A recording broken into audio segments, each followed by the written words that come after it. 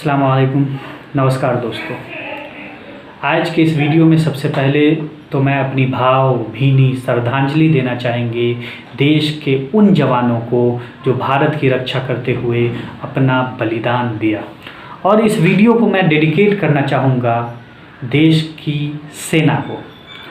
मैं international law में expert नहीं हूँ और न ही हमें कोई थॉरोली नॉलेज है इस रिलेटेड, इसलिए मुझे इस टॉपिक पे नहीं बोलना चाहिए। बट मैं ट्विटर, फेसबुक और बहुत से चैनल पर ये सवाल बहुत लोगों को पूछते हुए देखा कि भारत की आर्मी के पास हथियार था तो उसे क्यों नहीं इस्तेमाल किया।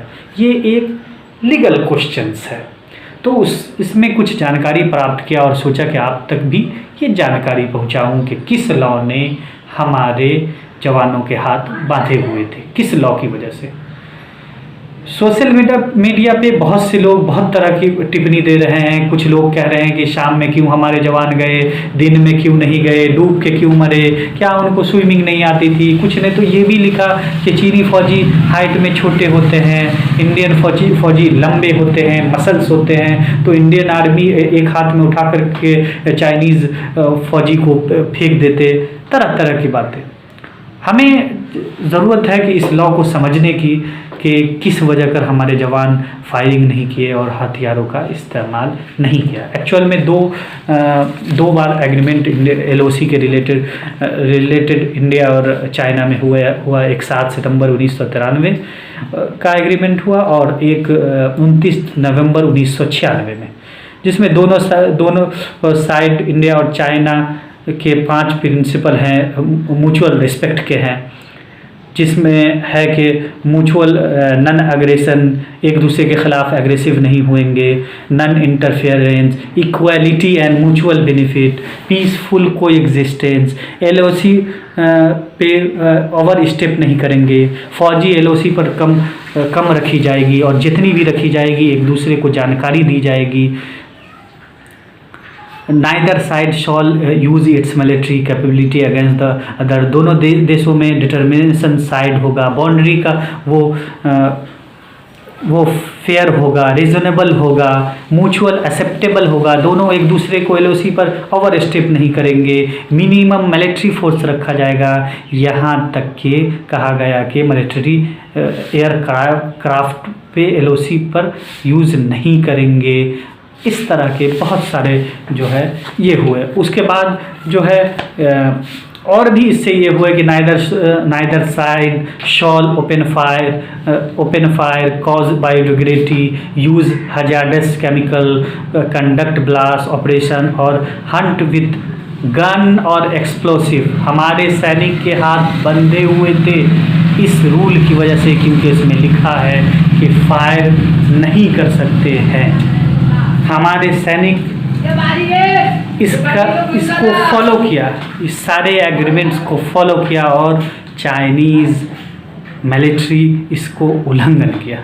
अब सवाल यहाँ पे ये पैदा होता है कि क्या हमारी ही जिम्मेदारी थी कि हम उसको रूल को फॉलो करें और अगले क्यों नहीं किए। बात ये होती है। और क्यों जो है हमारी जो मिलिट्री है वो क्यों अपना सेल्फ डिफेंस अपने जब वो अटैक कर रहे हैं, जब वो ये कर रहे हैं, तो हम ही क्यों फॉलो कर रहे हैं, इस बात का ये है। एक्चुअल में ये सारी एग्रीमेंट बनाए गए, उसमें कुछ एडिटिंग की ज़रूरत थी, तरमीम की ज़रूरत थी, अमेंडमेंट की ज़रूरत थी। एक्चुअल में आर्टिकल 253 में भी तरमीम होना चाहिए। और नेशनल कॉन्स्टिट्यूशन रिव्यू कमीशन ने भी ये बात सजेस्ट की थी, जो वाजपेयी जी ने बनाया था, कि इसमें तरमीम की ज़रूरत है। जब हम कोई इंटरनेशनल ऑब्लिगेशन अपने देश पे मुसल्लत करते हैं तो उनको पार्लियामेंट में उसको अपोजिशन के सामने और उनको कॉन्फिडेंस में लेकर इसको तरमीम करना चाहिए। ये सही है कि ये बॉर्डर का एग्रीमेंट सही था, बट हमारे यहाँ राइट टू सेल्फ डिफेंस है जो हर नागरिक को है। अगर उनकी जान पे है तो वो बचाएं। ये अधिकार हमारे सैनिक से छीनना बिल्कुल गलत है। क्यों उनसे छीना गया कि जब उन पर आए तो वो क्यों नहीं अपने आप को उस पर जो है उसको भी अटैक करें। ये हर नागरिक पर है, ये इसे क्यों छीना गया, और जितने भी रूल्स है उस पर क्यों जो है उसमें अमेंडमेंट की ज़रूरत थी, वो अब तक क्यों अमेंडमेंट नहीं हुआ। और दूसरी बात, ऐसी सिचुएशन में हमारे जवानों को ये प्रिंसिपल भी पर भी पूरा तैयार होना चाहिए कि when arms are raised laws are silent. मतलब जब हथियार उठाए जाते हैं तो कानून म्यूट हो जाता है, खामोश हो जाता है। मतलब कि अगर कोई भी प्रतिक्रिया दूसरी तरफ से कर रहे हैं, यहाँ पर आर्म्स नहीं उठाए गए, हथियार नहीं उठाए गए, बट कुछ फेंका गया, कुछ भी लॉस किया गया, तो वहाँ पर कानून को साइड करके हमें उसका जवाब भी देना चाहिए। आखिरकार उन्हें क्यों जो है इस उन्हें हक नहीं है। भारत सरकार को चाहिए कि इसमें तरमीम करने की ज़रूरत है कि हमारे जवानों को सेल्फ़ डिफेंस की इजाज़त मिले, कि इस सिचुएशन में जब उनकी जान जा रही हो तो उनको अपनी रक्षा का अधिकार होना चाहिए। और ये क्यों अब तक जो है इसमें अमेंडमेंट नहीं हुई है कि जब कोई अगली तरफ से, जब LOC पर कोई दूसरी तरफ से कुछ ऐसी प्रतिक्रिया करता है तो हमें बगैर पूछे हुए, हमें बगैर ये किए हुए, हमें अपनी रक्षा के लिए हमें उस पर भी जो है डिफेंड करना चाहिए। ये अब तक नहीं हुआ है, ये एक सोचने की बात है। देखिए यहाँ पर दो तरह की बातें हैं। हमें अपने सैनिक पर कोई भी ऐसी भद्दी टिप्पणी नहीं करनी चाहिए कि हाँ वो क्यों, उनके स्विमिंग नहीं आती थी, एट्सेट्रा।